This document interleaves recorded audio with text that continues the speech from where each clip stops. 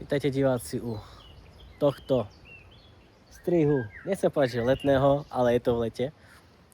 Teraz tak začiatok júla, polka júla, ideálny čas na strihanie stromov, ktoré v minulosti zdivočili ako tieto. No zdivočili, oni boli radikálnejšie ostrehané a hodili vlkov. A ja som teda už urobil nejaký jemný rez, ale vidíte, že to je huština.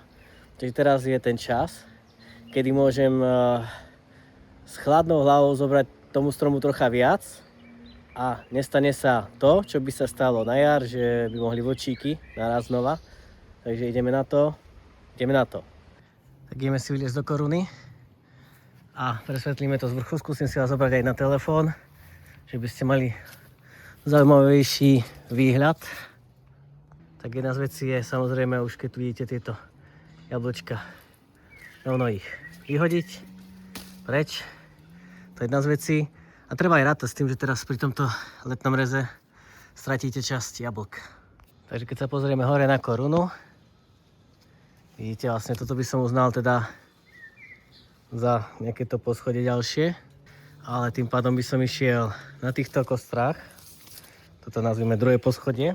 Prvé, druhé. A tu už by bolo aj tretie, dajme tomu.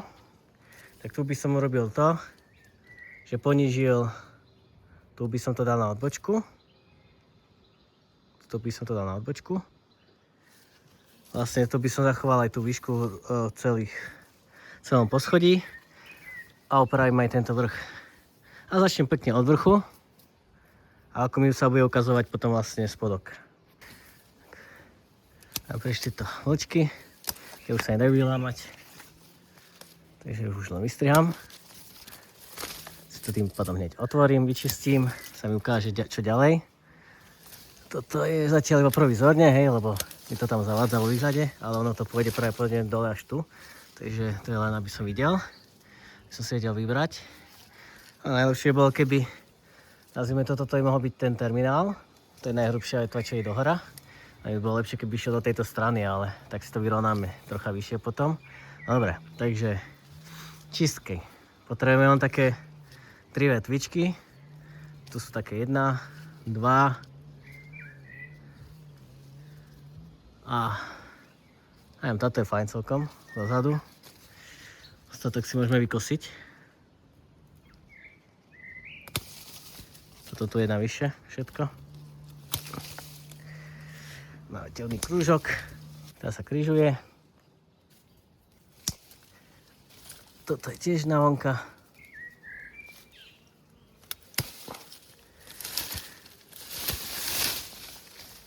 No to je to, čo som rád, že teraz ho prídete pár jablčok.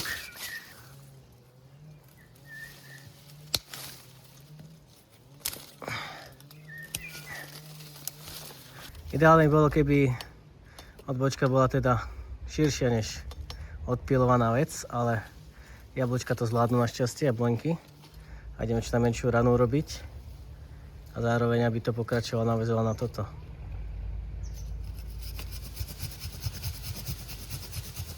Pekne si to prichytíme a dopílime. Alebo môžete aj na 2-krát píliť, ak nechcete tvrdý systému, aby sa to tu zlomilo. Ale záleží, niekedy sa podarí aj tak, aj tak. Takže máme zatiaľ pozmenú zvyšku, ale táto vetvička, táto vlastne ide i do výšky a tam tiež je medzi ďalšími vetvami. A nie je ešte tak moc hrubá oproti ostatku, keď si pozriete. Tak ju dám celú von, lebo tu by iba zbytočne tienila a byla sa s ostatnými.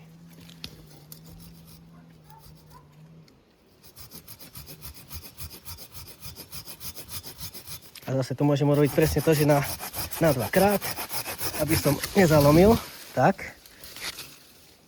A toto si už len dopílim.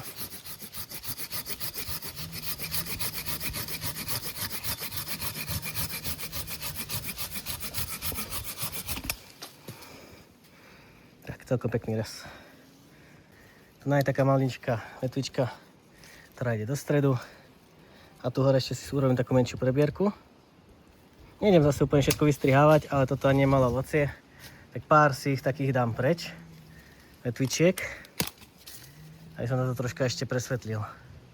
Toto malinka, keby ostala malinké, nechám, tam môžu byť jablčka na ďalší rok. Na najvyššie poschodie ideme skúsiť nejaké odbočky nájsť. A to aj vystrihneme. A tieto vetvičky idú do seba. Tak si to hodím preč. Plus minus výška, čo nám samozrejme dovolí strom. A tu je fajn odbočka s veľa jablkami aj. Tak to odrežem presne na túto odbočku. Tu v tejto výške sú pekne porozvetované stromky, teda vetvičky. A iba to, čo je dohora, to je dám preč.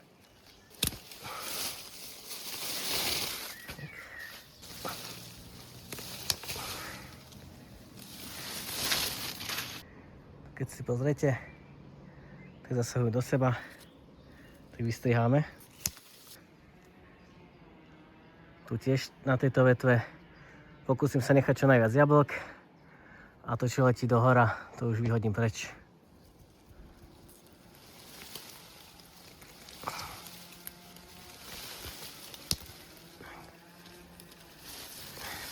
Tu len vystrihnem napríklad táto, čo ide kolmo, tu ak vidíte, toto je do koruny, tak tu nad ovocím ho vystrihnem. A to isté vlastne tam hore.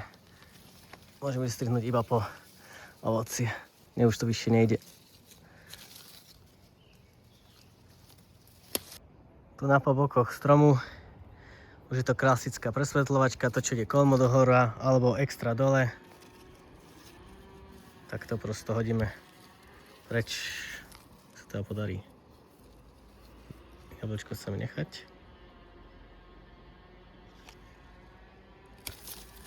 Tak. Tu nájde pod jablčkom.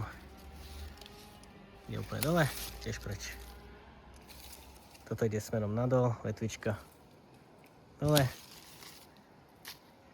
Tak, a vidíte, troška sa jej stúpla tým, že som ho odľahčil. Áno, ešte tie jablka to stiahnu dole troška. Ale tak toto nejak tak presvetlím. Nejdem úplne všetko dávať preč, zase si to nechám na ďalšie roky. Nech zbytočne nehodí vlka. Táto ide enormne dole, nechám iba jablčka. A tu na táto ide totálne hore. Tak ju tiež vyšmyknem pod ňou.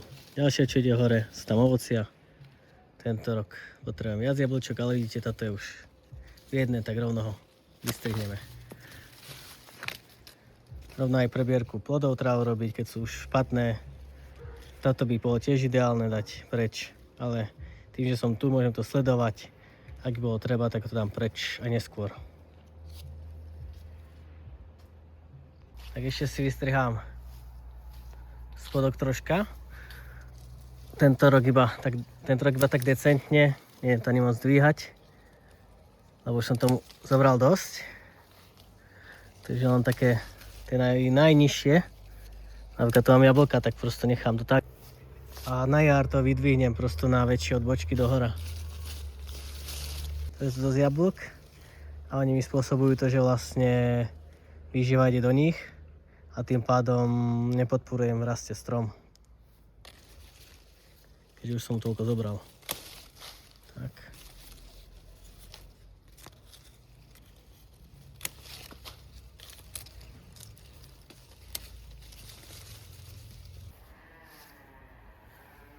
No je tam ešte veľa vetví, ktoré akoby by sa patrilo dať preč, ale nechám som na ďalší rok.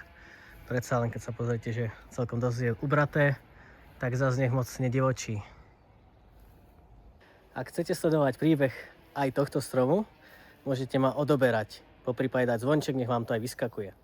Inak, ak sa vám videjko páčilo, môžete ma podporiť lajkom, poprípade komentár, zdieľanie videa. Takže majte krásne dni a čaute.